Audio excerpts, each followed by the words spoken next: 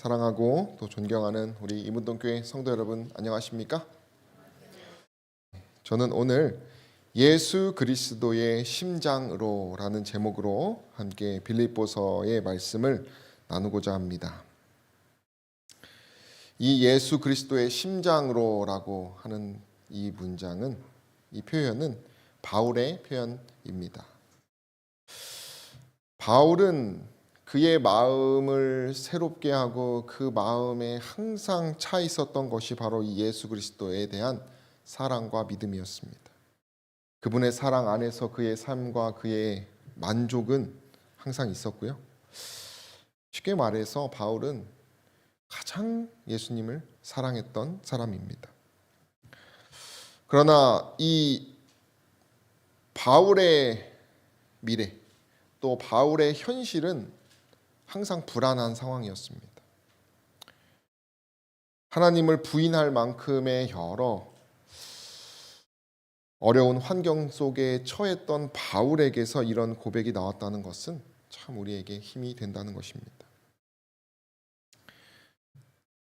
영감의 글을 읽다가 이런 말씀이 있었습니다. 진리의 사자들이 일하도록 부르심을 받는 중요한 중심지들에서 선악의 세력 간에 일어나는 투쟁은 치열하다. 우리 함께 읽어볼까요? 우리의 시작. 우리의 씨름은 혈과 육에 대한 것이 아니요 정사와 권세와 이 어두움의 세상 주관자들과 하늘에 있는 악의 영들에게 대함이라고 바울은 선언한다라고 합니다. 영적인 싸움을 이야기하고 있는 것입니다.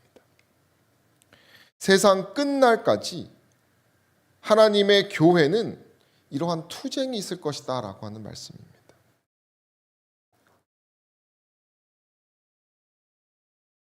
기사에 오늘 어린 자녀와 함께 목숨을 스스로 끊은 가정의 이야기가 올라왔습니다.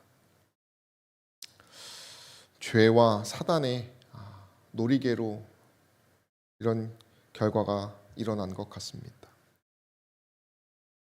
사단의 장난 같기도 하고요. 우리의 삶에서 이것을 우리가 막을 길은 없지만 이러한 사태가 재발되지 않도록 적어도 저와 성도님들이 거하는 그 장소와 그 인간관계에서는 우리가 열심히 대안을 찾고 또 사랑을 뿌려야 한다고 생각이 들었습니다. 지금도 영과의 육의 싸움은 계속되고 있습니다. 여러분 오늘 승리하셨습니까? 오늘 저와 여러분들이 승리하고자, 정말 그 승리의 마침표를 찍고자 이 자리에 모였다고 생각합니다. 지난주에 제가 씨름을 해야 된다 이렇게 얘기를 하고 마쳤는데, 주 안에서 제가 정말 기뻐하면서 씨름을 했는가, 주 안에 있기를 정말 씨름했는가 돌이켜 보았는데 참 부끄럽기 짝이 없었습니다. 그러나 오늘 저와 여러분들이 이 치열하게 투쟁했던 바울의 이야기를 통하여 다시 마음이 소생되시기를 간절히 소망합니다. 그래서 우리의 마음이 이 영과 육의 싸움 가운데서 새로운 힘을 얻고 용기 얻는 저와 여러분 되시기를 간절히 소망합니다. 우리 함께 읽도록 하겠습니다. 오늘 본문입니다. 시작. 그리스도 예수의 종 바울과 디모데는 그리스도 예수 안에서 빌립보에 사는 모든 성도와 또는 감독들과 집사들에게 편지하노니 하나님 우리 아버지와 주 예수 그리스도에게로서 은혜와 평강이 너에게 있을지어다. 바울은 지금 감옥 가운데서 자신이 자유롭게 다 할 수 없는 상황 가운데서 이러한 편지를 쓰고 있는 것입니다. 교회에 대한 로마가 여러 박해를 하고 신앙하기 참 어려운 상황 가운데에서 그 빌립보 교회가 참 문제를 그런 어떤 걱정 어린 가운데에서 바울은 소망을 가지고 이 편지를 쓰고 있는 것입니다.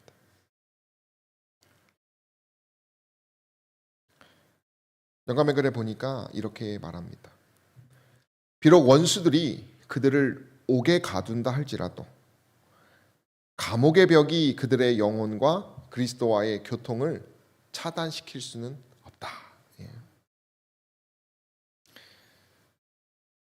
그들의 모든 연약함을 보시고 모든 시험을 잘 아시는 그분께서는 세속적인 모든 권세를 초월하신 분이다. 영감의 글에 보니까 그의 감옥이 뭐처럼 될 것이라고 말합니까? 궁궐처럼. 예. 그럼 정말 낙담할 수밖에 없는 여러 현실 가운데에서 지금 바울이 편지를 쓰고 있는 상황, 그 바울에게서 그 감옥이 무엇이라는 것입니까? 궁궐 같다는 것이에요. 그 일가족이 이런 복음을 전해 들었다면 그들이 스스로 목숨을 끊을 수밖에 없는 그런 상황은 있지 않았을까, 이런 생각은 하게 되는 것입니다. 천사들이 그 복음 가운데 있는 자들에게 하늘의 빛과 평화를 주어서 이 빌립보 감옥이 마치 밤중에 기도하고 찬미하는 가운데 그 담벽에 하늘의 빛으로 싹 비춰가지고 그 차가운 돌이 뭐처럼 보이는 것입니까? 궁전의 그 대리석, 궁전의 그 성소에 빛나는 금처럼 보일 수 있다는 것이 아마 이런 상황이지 않을까. 하늘의 빛이 창문을 통해서 비춰서 바울이 편지를 쓰면서도 뭘 잃지 않는 것입니까? 희망을, 그리스도에 대한 믿음을, 그분께서 우리를 다시 살리신다는 그 믿음을 잃지 않는다는 것이에요.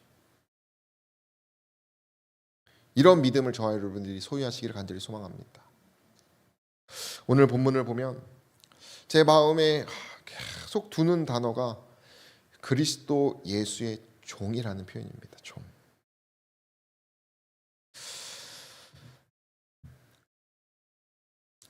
(1절) (2절) 이 오늘 본문을 보면 그리스도 예수라는 단어가 3번이 나옵니다. 오직 예수였습니다. 바울은 그 예수의 뭐가 되기를 자처한 사람이에요? 종. 여러분, 종의 기쁨은 뭐가 있습니까? 종이 된다면 우리가 회사에서의 월급을 받는 사람도 종입니까? 네, 종입니다. 네.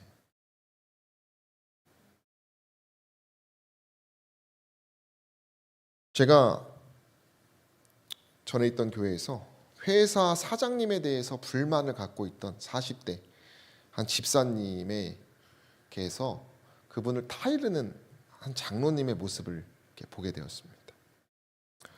근데 그 장로님께서 무슨 말씀을 하셨냐면 제가 그걸 보고 되게 많이 놀랐어요. 사장이 잘 되면 그게 곧 너가 잘 되는 거다 라는 것이. 여러분, 맞습니까? 그 장로님은 사장이 보기에 어떤 종입니까? 정말 신실한 종인 것입니다. 사장이 잘 되는 것이 곧 너가 잘 되는 것이라고 네가 생각을 해야 한다. 불평하는 것이 아니라 더 높은 차원의 종된 마음을 가르치는 인생 선배요, 신앙의 선배의 모습을 제가 보면서 그 장로님의 품성을 제가 느끼게 되었습니다.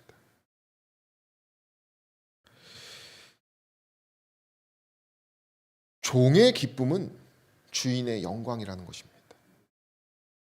이것을 잊지 않는 저 여러분 되시기를 바랍니다. 주인이 영광 받을 때 종 역시도 영광을 받는다는 것입니다.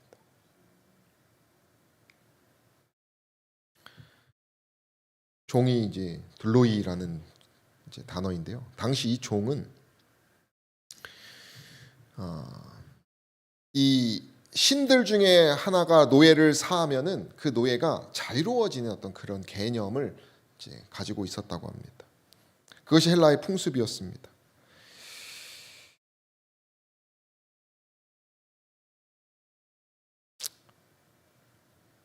주인은 매매가를 받고 노예는 신에게 팔린 것으로 가정되어서 자유를 얻는 그런 개념이 있었다고 해요. 그것을 빗대어서 바울은 그리스도의 값으로 산 사람이 누구라고 말하는 것입니까? 자신이요? 그리스도인이라 이렇게 하는 것이. 그래서 해방되었다 이런 얘기를 많이 합니다. 로마서에. 자신을 그리스도의 매인물, 그 값으로 사고 팔리는, 신들에게서 사고 팔리는 그런 도구로 본인을 낮춰 얘기하는 것입니다. 그래도 바울은 뭐라는 것이에요? 기쁘다는 것이에요. 왜요? 누구의 종이니까? 그리스도의 종, 하나님의 종.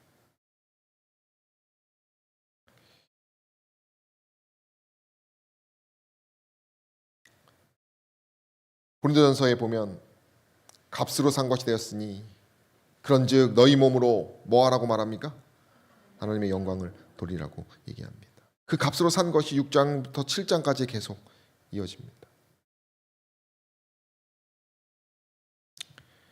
더하여 갈라디아서 2장 20절에 보면 우리 함께 읽어볼까요? 시작. 내가 그리스도와 함께 십자가에 못 박혔나니 그런즉 이제는 내가 산 것이 아니요 오직 내 안에 그리스도께서 사신 것이라. 이제 내가 육체 가운데 사는 것은 나를 사랑하사 나를 위하여 자기 몸을 버리신 하나님의 아들을 믿는 믿음 안에서 사는 것이라.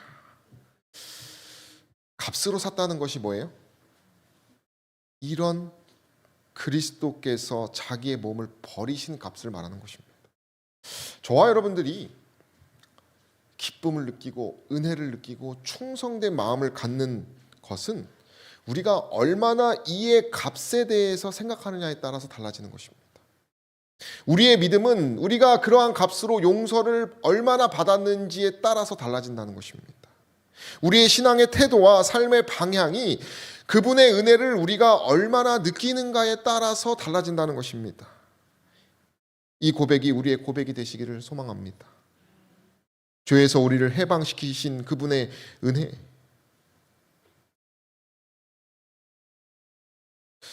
제가 그 씨름하자고 설교를 했지만 그대로 살지 못하는 저의 모습에 참 부끄러움을 가졌지만 이것을 보면서 다시 포기하지 않으시는 그 하나님을 생각해 보니까 그래도 제 나름대로 매일 말씀을 조금씩 읽고 기도하려고 나름 했다는 것이 생각이 나면서 제가 감사가 나왔어요.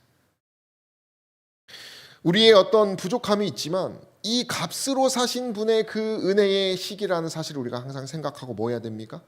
전진해야 한다는 것이. 그것이 종된 마음임을 기억하는 저 여러분 되시기를 간절히 소망합니다. 오늘 보고자 하는 본문은 8절까지인데요. 특별한 것이 이제 3절부터는 개심자들에 대한 감사가 이루어집니다. 바울은 여러 복음을 증거하는 일에 애를 써서 그의 복음의 증거의 어떤 그런 설교와 간증들을 들으며 많은 사람들이 마음을 움직였습니다. 영감의 글에 보면 바울에 대해서 그 바울의 이야기를 보면서 이렇게 얘기합니다. 빌립보에서의 바울의 수고는 한 교회를 세우는 결과를 낳았고 그 교회 교인들은 꾸준하게 증가하였다. 그의 열심과 헌신 그리고 무엇보다도 그가 그리스도를 위하여 즐겨 고통을 감내한 것은 개종자들에게 깊고도 영속적인 감화를 끼쳤다는 것이.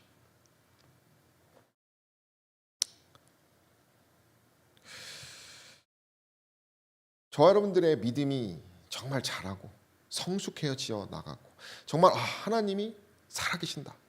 여러분 이럴 때가 언제입니까? 언제 그렇습니까?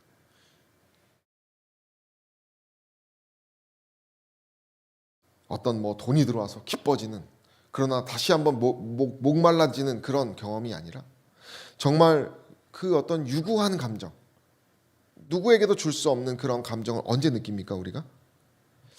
저는 그분의 사랑이 나를 통해서 이렇게 역동할 때 전해져서 영향을 미칠 때, 제가 이 말씀을 준비하면서 한 생각났던 교회가 있었는데요. 그때 저희가 품성에 대해서 묵상하는 소그룹을 이렇게 교재로 삼아가지고 이렇게 가르쳤었어요. 근데 그 여청년이 계속 불평을 했어요. 목사님 딸이기도 하고 되게 깐깐한 스타일이었습니다. 근데 그때 사랑에 대해서, 인내에 대해서 이렇게 품성했는데, 그러고 뭐 이제 그 다음 주에 왔는데 본인이 얘기를 하는데, 자기가 직장에서 싸우려고 하는데 약간 좀 이제 싸움닭 같은 스타일이에요. 지난주에 뭐가 생각나요? 사랑에 대해서 속으로 판 게 생각이 났다는 거예요. 그래서 자기의 어떻게 했다는 얘기예요? 참았다는 것이. 근데 제가 그것이 아직도 잊혀지지가 않습니다. 왜냐면 그 청년이 그거에 영향을 받을 것 같다는 생각을 전혀 안 했어요. 저는. 예.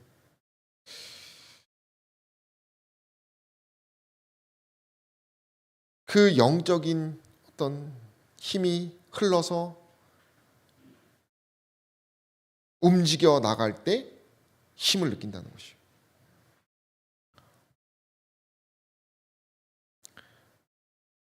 사도들은 빌립보에서의 그들의 수고를 헛된 것으로 여기지 아니하였다. 그들은 많은 반대와 박해를 당하였으나 그것조차도 기뻐할 수 있었던 이유가 무엇입니까? 저희가 당한 수치와 고통을 속하고도 남을 만큼 그들이 무엇을 봤다는 것입니까? 그들을 위한 섭리의 중재와 간수와 그 가족의 회심을 목도했다는 것이요.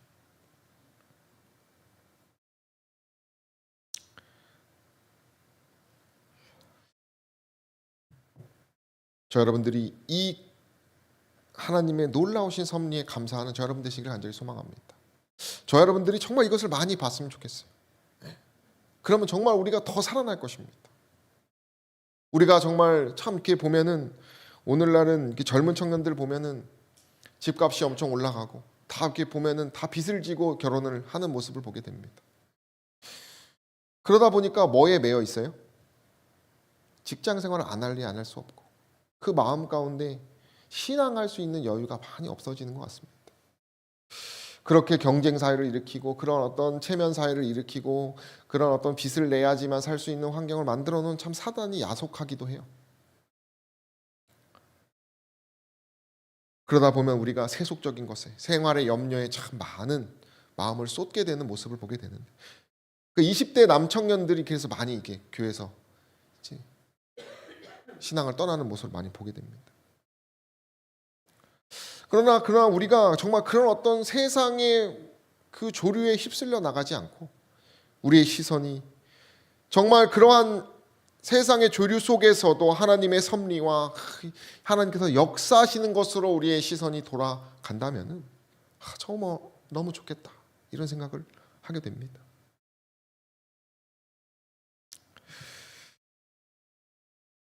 빌립보는 바울이 많은 교회를 갔지만 바울은 그런 교회도 갔습니다. 젖 먹이는 교회. 너희가 하는 것이 뭐 같다 그래요? 젖 먹는 어린아이와 같다고 하는 그런 교회도 갔었습니다. 그러나 빌립보는 좀 달랐어요.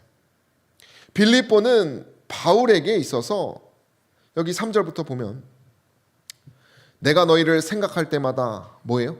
하나님께 감사해. 생각만 하면 뭐가 돼요? 감사가 돼요. 간구할 때마다 너희 무리를 위하여 기쁨으로 항상 간구하고 전날부터 이제까지 복음에서 너희가 교제함을 인함이라 이렇게 말합니다. 어떤 젖을 먹여야 되는 그런 정말 이제 막 올라가는 그런 교회의 모습이 아니라 복음에서 정말 교제에서 더 성숙한 그런 모습을 통해서 바울이 힘을 얻고 있는 모습을 보게 됩니다. 그래서 너희 속에 착한 일을 시작하신 이가 그리스도 예수의 날까지 이르실 줄을 우리가 확신한다 라고 강하게 얘기합니다. 지난주 안식일에 저희가 지연이네에서 학생 청년 송년회를 하였습니다. 저희가 이 3절부터 6절의 말씀을 통해서 하나님께 영광 돌리는 찬미를 예배를 드렸습니다. 저희가 한 해를 돌아보니까 우리 안에 역사하신 하나님이 계십니다. 우리 서로가 때로는 논리적으로 어떤 성격적으로 맞지를 않지만 그리스도라는 이름으로 모이게 하시고 승리하게 하시고 일하게 하신 것들이 생각나서 우리 모두가 다 하나님께 감사를 드려서 하나님께 찬송의 박수를 막 치는 예배를 드렸어요. 왜 그러냐면 이 청년들의 마음이 그리스도와 가까워지고 성숙해지고 있었기 때문입니다. 우리 청년회장을 축으로 정말 많은 청년들이 많이 이렇게 성숙한 모습이 있어요. 그냥 이 송년회가 우리끼리의 즐거움도 있었지만 그것 이상으로 이 복음이 커지는 모습이 있었기 때문에 또 안 나오던 청년들이 나오는 모습이 있었기 때문에 그런 복음이 증진되는 교제였기 때문에 우리가 감사하지 않을 수가 없었습니다. 이 성도님들께서 기도해 주시고 사랑해 주셔서 정말 청년들이 많은 사랑을 받고 있음을 본인들도 느끼고 있습니다. 빌립보가 이거보다 더한 그런 기쁨이 있었다는 것이죠.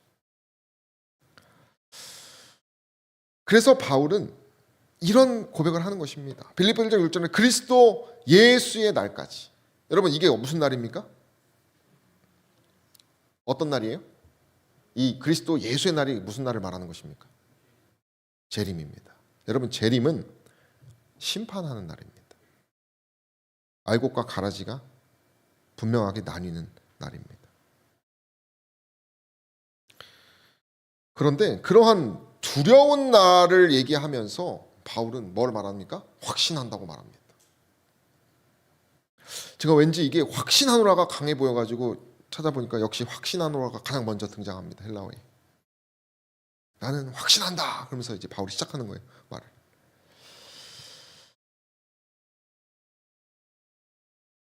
이 확신한다는 단어가 묶는다 이런 표현에서 이렇게 비롯되는 단어더라고요. 근데 완료형이에요. 어떤 무엇에 묶여 있는데 묶인 상태에서 나오는 탄식입니다. 정말 기쁨의 그 탄성을 지금 바울이 하고 있는 것이에요.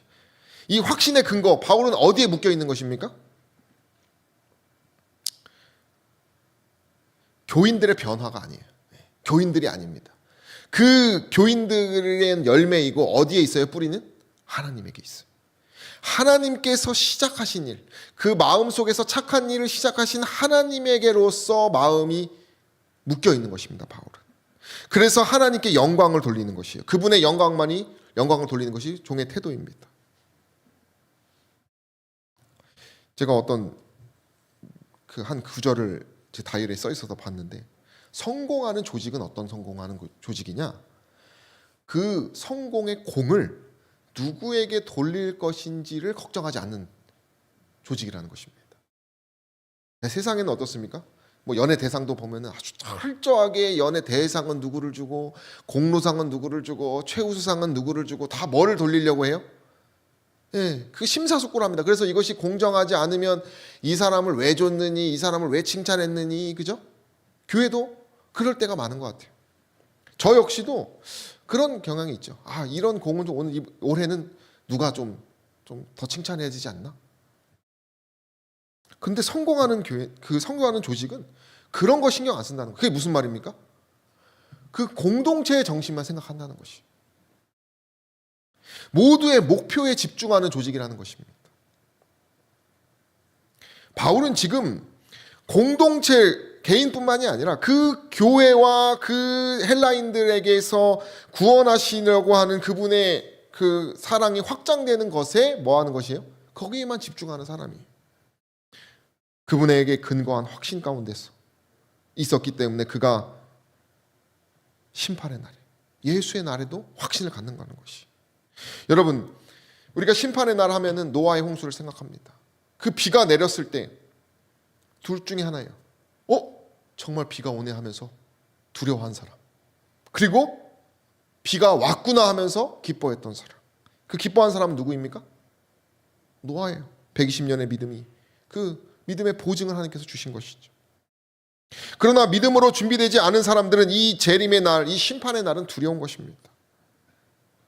바울은 확신한 것입니다. 믿음은 바라는 것의 실상입니다. 그 바라는 것이 정말 이루어지는 것이에요. 믿음이라는 것이.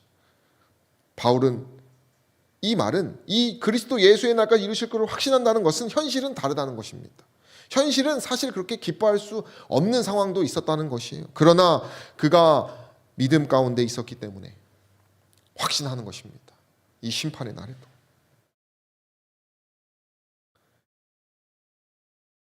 이사야에서는 시온이 이르기를 여호와께서 나를 버리시며 주께서 나를 잊으셨다 하였거니와 라고 하는 두려운 그 백성들의 이야기가 기록되어 있어요. 그러나 그 두려움 가운데서도 그 다음 구절에 우리가 잘 아는 구절이죠. 함께 읽어볼까요? 여인이 시작. 여인이 어찌 그 젖먹는 자식을 잊겠으며 자기 태에서 난 아들을 긍휼히 여기지 않겠느냐. 그들은 혹시 잊을지라도 나는 너를 잊지 아니할 것이라. 내가 너를 내 손바닥에 새겼고 너의 성벽이 항상 내 앞에 있다 라고 말하고 있어요.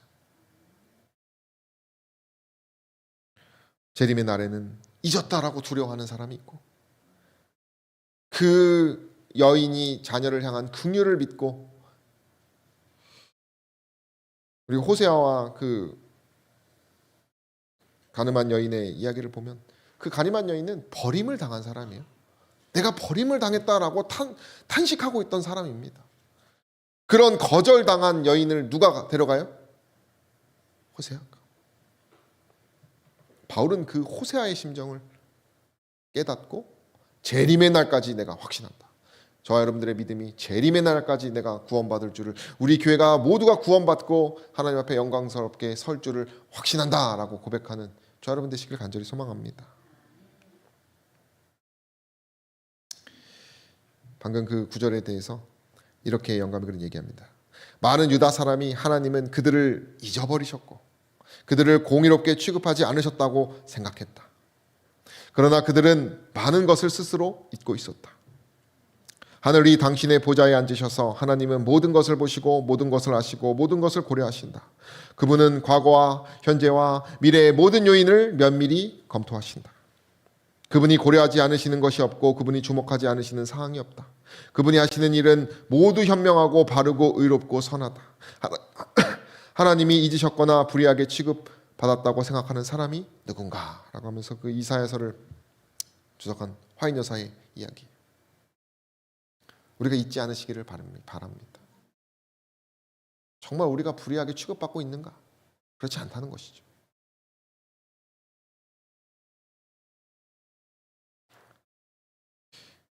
제가 참 힘이 되는 말씀이 이거였어요. 시련의 때에 주님께서 당신의 백성을 잊어버리실까라고 하면서 탄식하는 글인데요. 홍수전 세상을 심판하실 때 하나님은 누구를 잊지 않으셨습니까? 노아를 잊지 않으셨어요. 불로 평원의 도시들을, 소돔을 다 태워버리실 때 누구를 잊지 않으셨어요? 롯을 잊지 않으셨습니다. 그 수많은 우상 숭배로 가득 찼던 그 애굽에 둘러싸여 있었을 때에 누구를 잊지 않으셨어요? 요셉을 잊지 않으셨어요. 바알 선지자들과 수많이 둘러싸여 있었던 그 이세벨을 지켰던 그 선지자들 앞에서 누구를 잊지 않으셨어요? 엘리야를 잊지 않으셨어요. 그 뜨거운 풀무불 앞에서도, 사자굴 앞에서도 누구를 잊지 않으셨어요? 다니엘과 세 친구들을 잊지 않으셨다는 것이요.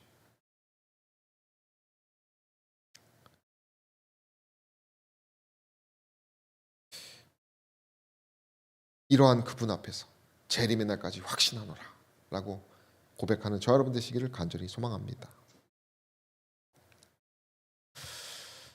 그리고 이제 이후에 7절부터 8절인데요.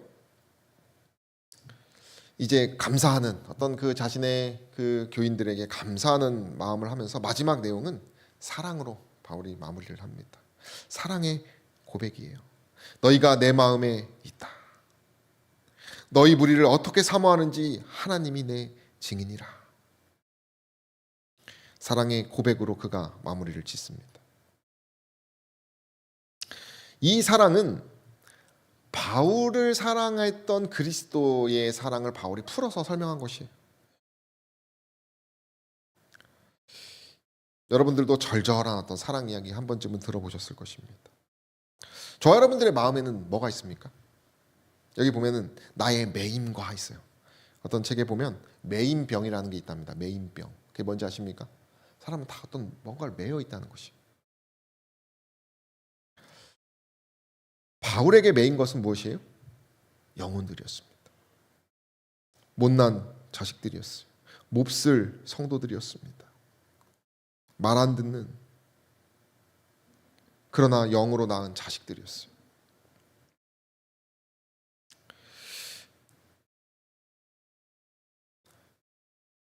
바울에게서 아마 바울의 사랑이 배신을 당했을까요? 바울은 항상 성공만 했을까요? 전 그렇지 않았을 거라고 생각합니다. 바울이 전했던 그 하나님의 사랑을 이용해 먹는 사람도 있었을 것이고요.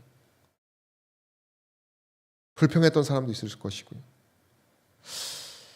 저는 여기를 보면서 하나님이 내 증인이라 라고 하는 것이 너무 아름다웠어요. 여러분들이 나의 증인이라 라는 것이 아니라 누가 증인이에요? 하나님. 바울에게 있어서 그의 가치를 정말 확실하게 하시는 분이 바로 하나님이라는 것이죠. 사람이 아니라. 사람은 고등어라고 하잖아요. 그죠? 왜 고등어입니까? 가까이 가면 갈수록 무슨 냄새가 납니까? 비린내가 나기 때문에. 사랑이 그가 아마 오해를 당했지만 그의 마음을 아시는 분이 누구라는 것이에요? 바울은 하나님이 내 증인이라.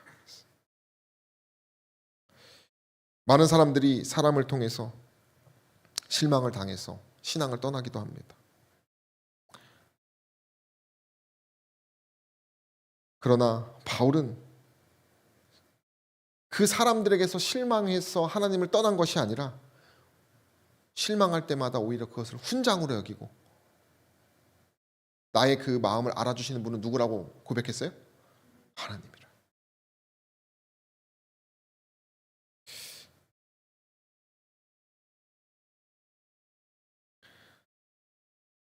주석에 보면 이렇게 얘기합니다. 바울은 신자들에 대한 자신의 높은 희망의 근거로서 그의 사랑, 그의 신자들을 마음에 품은 것을 예로 든다. 바울은 개인적으로 그들과 함께 있을 수 없기 때문에 사랑하는 회심자들을 마음에 품었다. 은인들과 동역자들을 마음에 간직하는 자는 뭐에서 보호받습니까? 이기심에서. 왜 바울이 하나님의 증인이라고 하고 사랑만 했을까요? 그것이 저 자신을 살리는 것을 알았어요. 여러분, 영적인 마지막 때의 싸움은 뭘까요? 뭔 것 같으십니까? 품성입니다. 품성. 그죠? 그 품성은 어디서 드러납니까? 사람 앞에서 드러나는 것입니다. 이건 뭐 여지가 없습니다. 우리 함께 읽어볼까요? 하나님 정부의 원칙은 시작. 하나님의 정부의 원칙은 원수를 사랑하라고 하신 구주의 교훈과 완전히 일치된다. 우리의 심판은 여기서 비롯될 것을 기억하시기를 바랍니다.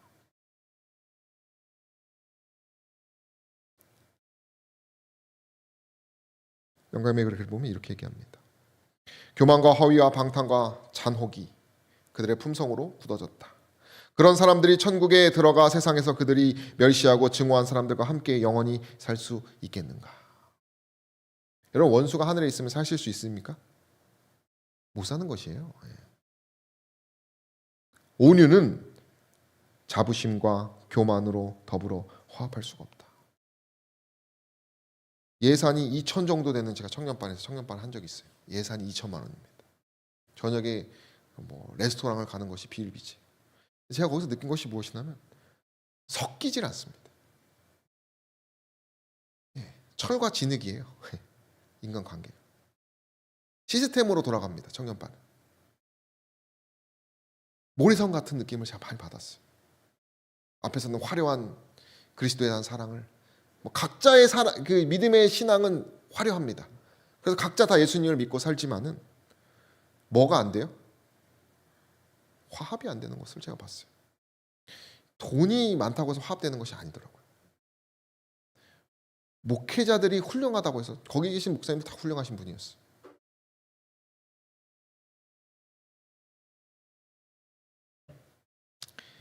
이타적인 사랑을 좋아하는 사람은 이기적인 사람하고 뭐 할 수 없습니까? 합할 수가 없어요. 이기적인 사랑을 갖고 있는 사람은 이타적인 사람이 뭐예요? 미워요. 학교에서도 공부 잘하는 애를 누가 미워합니까? 못난 애들이 미워하잖아요. 그죠? 저도 그 생각이 나요. 숙제 검사를 선생님이 깜빡하셨어요. 근데 꼭 손들고 뭐하고 말하는 애가 있어요? 선생님 숙제 있었어요. 말 안 내렸어요. 그럼 누가 화가 납니까? 안 한 사람이 화가 나요. 섞일 수가 없는 것입니다. 같은 목표를 바라보지 않기 때문에. 이기적인 관심, 자부심과 교만으로 뭉친 사람인데 어떻게 뭐가 되겠어요? 하늘이 아름답겠습니까?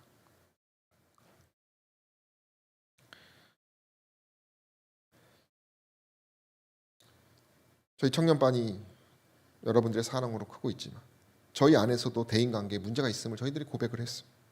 그리고 진지하게 고민을 했습니다. 왜 우리 더 하나 되지 못할까?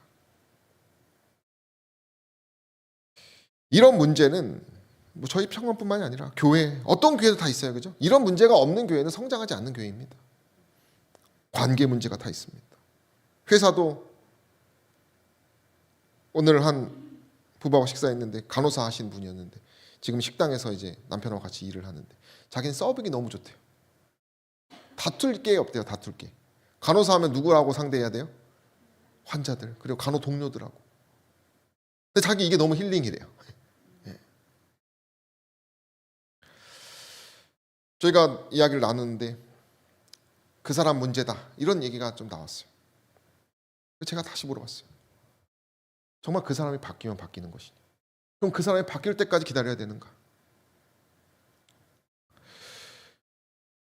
영감의 글은 우리가 그리스도로 하나 되면 문제가 없어진다 그랬어요. 그럼 그 사람은 신앙이 없는 사람인가? 아니거든요. 교회 다니는 사람 다 뭐가 있는 사람들이에요? 신앙이 있는 사람들이에요. 예수의 흔적이 있는 사람들이에요. 영감의 글을 보니까요. 제가 이걸 보고 깜짝 놀랐어요. 잘못을 저지른 사람이 그의 실수를 깨달을 때 그 사람의 자존심을 상하지 않도록 주의하라. 무관심과 불신으로 그 사람을 낙담케 하지 말라. 그 사람이 끝까지 잘해 나갈 것인지 본 후에 그를 신뢰하겠다고 뭐 하지 말라? 여러분 이게 누구의 정신입니까? 오늘날 세상의 정신입니다. 어떤 정치 평론가가 자신은 동기를 믿지 않는다는 거예요. 그 사람 행동을 보고 믿는다는 것이. 네. 동기는 알 수 없다는 것이에요. 그거 맞는 말입니까? 맞는 말이에요. 네. 그러나 이 영에 속한 사람은 다른 눈으로 본다는 것이에요. 그와 같은 것이 뭐라는 것이에요? 불신이라는 것입니다. 우리는 다른 사람들의 약점을 이해하기 위하여 노력해야 한다. 우리는 흑암의 사슬에 매인 채 거기서 벗어나기 위한 결심과 도덕적 능력이 부족한 사람들의 마음의 시련을 뭐하지 못합니까? 알지 못하는 것이에요. 일이 중심이 되면요. 이런 거에 관심이 없습니다. 근데 저는 제 생각에는 요즘 오늘날 사람들은 다 병에 걸린 사람들이에요. 네, 죄의 병에. 네, 우리가 다 알 수 없습니다. 그래서 그 사람 사정을. 근데 그 사람이 그 행동을 고치려고 어떤 가정에서 그 자녀의 그 버릇을 고치려고 용돈을 다 끊어가지고 완전 그것을 고립을 시켰더니 그 자녀가 어떻게 됐는지 아십니까? 죽었어요. 생명을 끊었습니다. 그 사람의 탓이라고 돌리기에는 우리는 뭐 한다는 것이에요? 다 할 수 없다는 것이에요. 가장 비참한 것은 양심의 가촉으로 고통받는 사람의 상태이다. 그는 진흙 속으로 빠져들어가면서 비틀거리고 정신을 잃고 있는 사람과 같다. 그는 아무것도 분명하게 볼 수 없다. 마음이 흐려져 있으므로 발을 어떻게 옮겨야 할지 모른다. 많은 불쌍한 영혼들이 오해를 받고 올바른 평가를 받지 못하고 고통과 번민에 쌓인 채 잃어버린 양이 되어 방황하고 있다. 그는 하나님을 발견할 수 없다. 그럴지라도 그는 용서와 평안을 갈급하는 강력한 욕망을 가지고 있다는 것이. 어쩌면 우리 가운데 그 원수들이 뭘 갖고 있어요? 이걸 갖고 있다는 것을 기억해야 한다는 것이.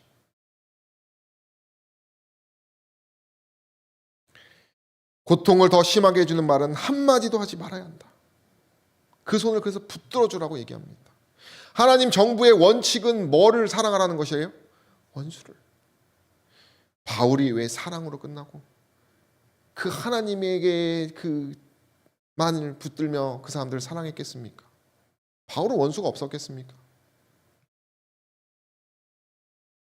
우리는 우리의 노력에 즉시 반응을 나타내지 않는 사람들에 대하여 너무나 쉽게 실망한다. 우리는 한 가닥의 희망이라도 남아있으면 영혼을 위한 노력을 결코 그쳐서는 안 된다는 사실을 기억하시기를 간절히 소망합니다. 만약에 저 여러분들에게 원수가 있다면 저 역시도 다 정말 아직도 연락하지 않는 사람들이 있어요. 근데 우리가 다시 생각해 봐야 한다는 것입니다. 그가 그리스도를 사랑하는 사람인가를 우리가 찾아봐야 돼요. 그가 선한 일에 대해서 알고 있는 사람인가 했으면 희망이 있다는 것이. 물론 그 사람과 관계가 당장 해결되지 않다 할지라도 우리는 뭘 해야 돼요? 계속 끊임없이 기도하고 인간적인 차원에서 하나님의 창조주의 차원으로 끌어올려야 돼요. 우리의 마음을.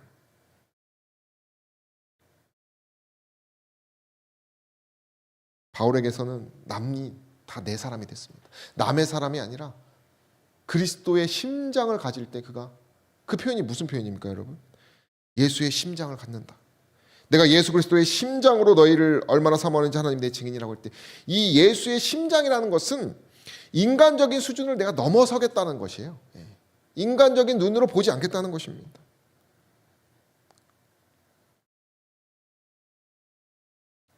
당시의 내장, 창자, 어떤 그 몸의 기운을, 몸에 있는 그 기관들을 가르칠 때는 깊고 강한 감정을 말할 때 표현했다는 것이.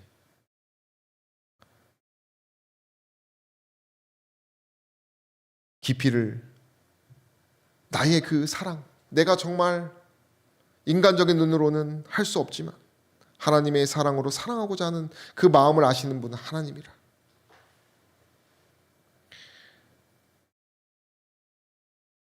바울의 이 글을 보면 증인이신 하나님이 가장 먼저 나오고요. 그 다음에 예수 그리스도의 심장이 마지막에 나옵니다. 바울의 신앙의 핵심은 사람도 아니고요, 자신의 감정도 아닌 오직 하나님이었어요. 제가 교회에 있을 때 저를 가장 힘들게 한 사람이 있었어요. 저를 사람들 앞에서 희롱하고요. 저는 그 사람을, 그 과거를 알고 있었기 때문에 제가 더 잘해주려고 했는데, 그 사람이 이제 어쨌든 그분이 저에게 다시 이제 용서를 구했지만 제가 받아주지 않았어요. 어쨌든 저도 뭐 어쨌든 참 우울증에 겪어서 막 약도 먹고 막 그랬는데요. 제가 처음 배신을 당해본 기억이에요. 그래서 그냥 그분하고 이제 아예 그냥 분리가 되어가지고 전 다른 사역을 했는데, 이제 어느 안교 시간에 그분이 나와가지고 열세기역절을 외우는 거예요. 근데 제 마음이, 여러분 청년이 열세기역절을 외우는 게 쉽습니까, 어렵습니까? 그 정말 귀하지 않습니까? 그 금덩이 아닙니까, 그 청년? 제 마음에 미운 감정이 있으면서도 한켠에는 무슨 생각이 들어요? 아, 좀 대단하네.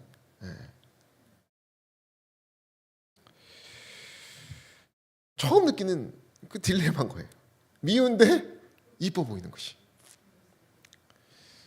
시간이 지나고 용서를 구하고, 지금은 생각도 안 나요.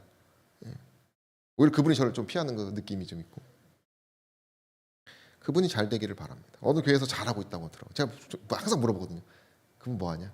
그러면 잘 있대. 여러분, 우리가 원수를 사랑한다는 것은 우리의 힘으로 되는 것이 아닙니다. 예수의 심장을 누가 주셔야 돼요? 성령께서. 그런 저 여러분 되시기를 바랍니다. 그리스도의 사유하시는 사랑을 알고 하나님의 자녀가 되기를 간절히 원하지만 저희의 품성이 불완전하고 저희의 생애가 결함이 많은 것을 느끼므로 저희의 마음이 과연 성신으로 말미암아 거듭났는지를 의심하는 자들이 있다. 이게 누구입니까? 저 여러분들이라는 것이죠. 우리가 원수를 사랑하고 싶지만 원수를 보면은 그 죽일 놈을 사랑할 수가 없죠. 그래서 우리 마음에는 의심으로 찹니다. 그러나 나는 말하노니 뭐 하지 말라고요? 뒤로 물러서지 말라는 거예요. 우리 함께 낙심하여 뒤로 물러가지 말라. 함께 읽겠습니다. 낙심하여, 시작. 낙심하여 뒤로 물러가지 말라는 것이. 이게 무슨 말이에요? 스스로 합리화하지 말라는 것이에요. 내가 용서하지 못하는 이유는 이거 있고 별 핑계를 대면서 결국 뭐 하지 않아요? 그 사람을 위해서 기도하지 않고 영적으로 하지 않는, 그렇게 뒤로 물러가지 말라는 것입니다.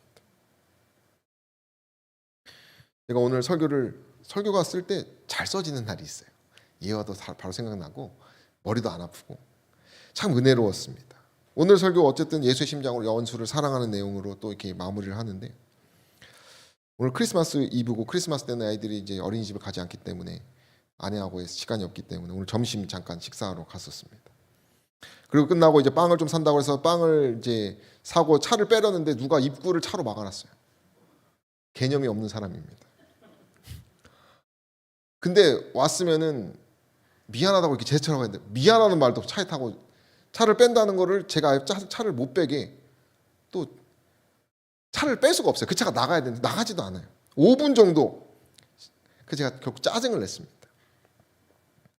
그리고 이제 오는데 뭐가 생각이 나요? 오늘 원수를 예수의 심장으로 설교하자라고, 오늘 은혜가 좋다, 오늘 설교가 잘 써진다 라고 했던 제 생각이 나는 것이에요. 죄송합니다. 이게 제 모습이에요. 그러나 우리가 그럴 때 뭐 해야 됩니까? 낙심하고 있어야 됩니까? 아니요. 다음에 반복되지 않도록 결심하고 말씀을 위해서 뒤로 물러서지 않아야 한다는 것이요. 사랑하는 성도 여러분, 오늘 바울의 편지를 통해서 우리는 바울의 정말 그 종된 마음과 그가 원수들을 하나님이 증인이라는 사실을 그 기초에서 사랑했다는 얘기를 보면서 우리의 비전들을 보게 되었습니다. 저 여러분들이 오직 그리스도로 승리하시는 저 여러분 되시기를 간절히 바라며 말씀을 마치겠습니다.